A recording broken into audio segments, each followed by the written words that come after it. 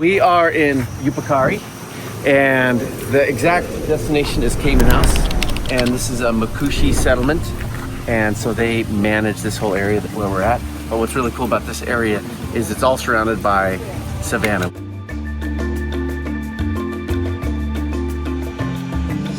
We had an amazing morning. So we woke up a few hours before dawn, got a good head start looking for the creatures that have been active all night and are just now going to bed as the light is coming. But we got so lucky. We saw some anteaters, which is insane.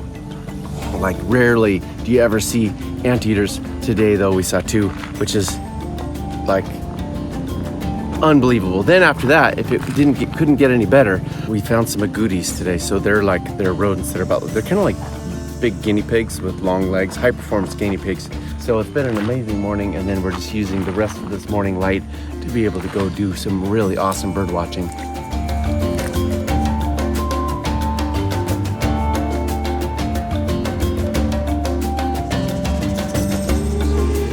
This is a false coral snake. I was thinking it was going to be a coral snake like Mimicry sternamenensis or something like that. And then as we got closer, we finally caught it. And once the excitement ended, I started to really observe and take note that it doesn't have a head like a Mimicry or a coral snake. Looks more like more of a relative of a king snake, tricolored king snake. Even though you can identify it in a book, every single individual has its own little variation of markings. The head markings, all the pictures that we found of these in the books, this band was yellow, but this one's beautiful red on black.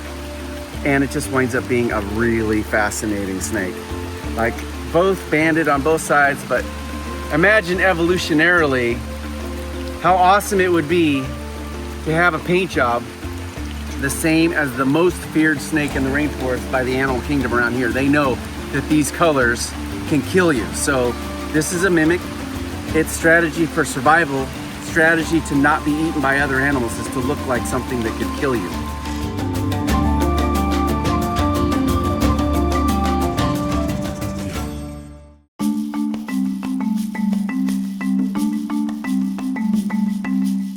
So more than likely, like I said, the squirrel monkeys and the capuchins, they live together. So they're probably all going downriver, and if we're lucky, they'll be crossing these branches so the 2 groups can meet up. Even the 2 different species, they rely on each other.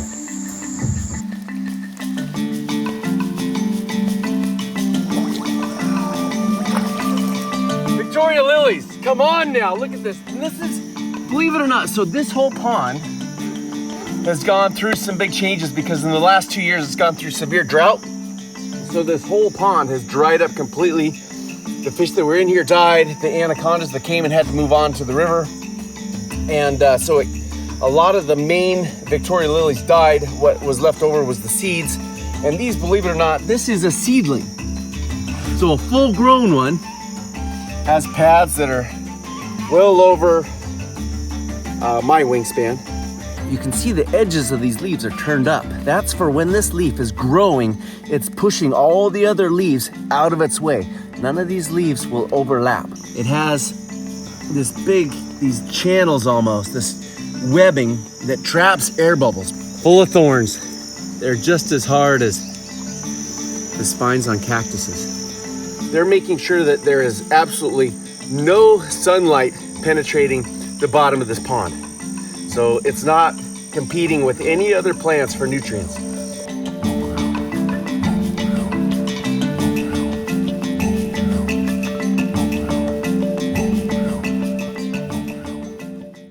This is a fish eater, a fish-eating fish. It's a payara. It is related to a piranha. Piranha's teeth are adapted for ripping out chunks. Those teeth are adapted for grabbing a hold of fish and chomping them. Very built for speed. Look at those big old fins. It's almost like a freshwater marlin as far as their agility, speed, and able to turn on a dime and catch their prey. And with these giant teeth, once it gets a hold of it, nothing's getting loose. It's so big that as the teeth grow, the skull accommodates. And look, it just fits in perfectly. The payara, going up these rivers right now. Time to go swimming.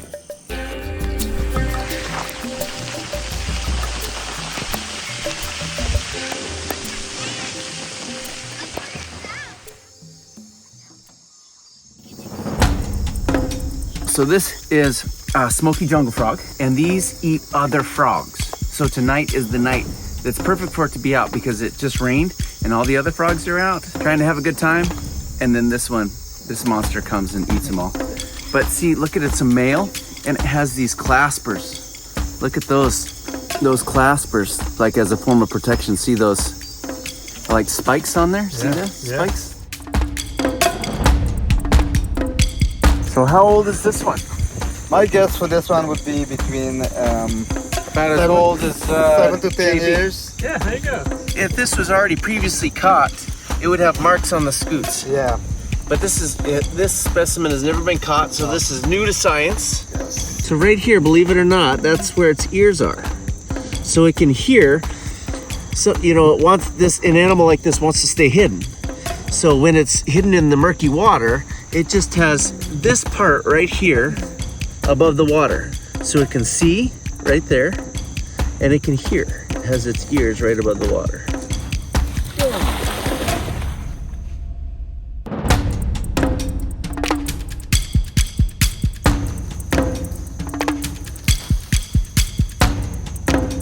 So this is just a beauty. It just shed its skin.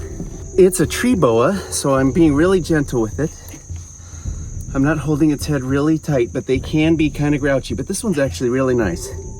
I'll let go of its head pretty soon, but just while you guys are looking at it, see it has that really long tail. It's like a prehensile tail of the monkeys that use their tail to grab all the stuff, because these ones, they live up in the trees.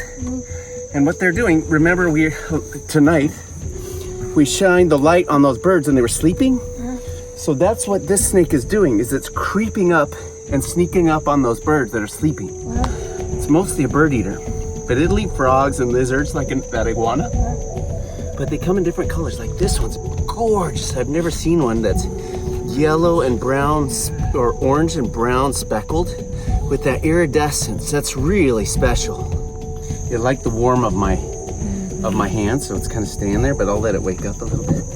Look at, see, has like holes underneath its jaws. Do you see that? Like, yeah, I see those. And those are heat sensing pits. Okay. So it can actually like see heat. So birds are warm blooded.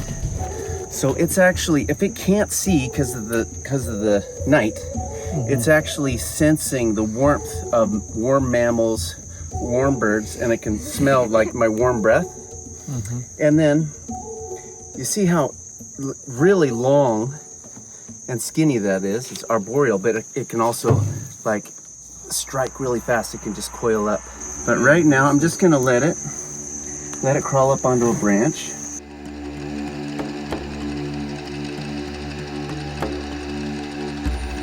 That's a giant ceiba tree. Right there in the crotch of those branches is a nest about the size of a bed. And that is the nest of the most powerful bird of prey in the entire world. That's the nest of a harpy eagle. So that eagle is so huge, so powerful, that it specializes in eating large mammals that are up in the canopy. Wrists are about as big around as my wrists, so its talons are huge, enormous. It's got very thick bones, thick, sturdy build, so it can actually literally crash through branches and get monkeys and then bring them home to feed their babies up there.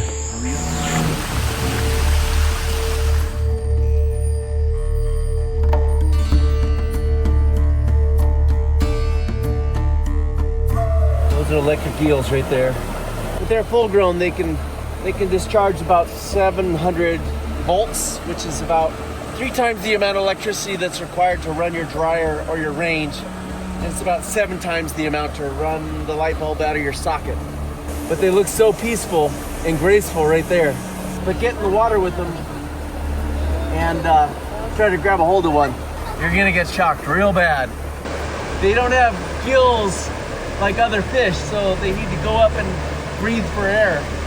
We were at first thinking that they were fighting just because One was really beat up, but if they were fighting, one would have left by now, but they just keep circling one another, and then they go head to tail and they get really close to one another. And I really think it's courtship behavior. So they might be getting ready for breeding. I need to read more about them.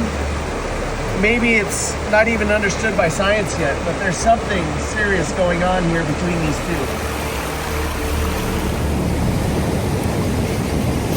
This is so awesome, man. My whole childhood was all about aquariums.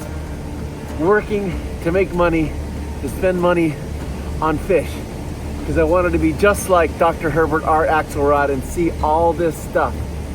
And to see it in the wild, everything that I used to spend my allowance on in the wild right here, I'm living my dream. It's so amazing. Great thing about being out here is it is proper adventure. So I was exploring, looking for all kinds of things that were in the river, namely stingrays.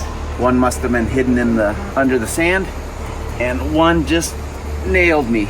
And this is considered one of the most painful stings that you can get. Indigenous people, one story is one guy was ramming his head, running and ramming his head into a tree, trying to kill himself because the pain was so intense. But it's a good story.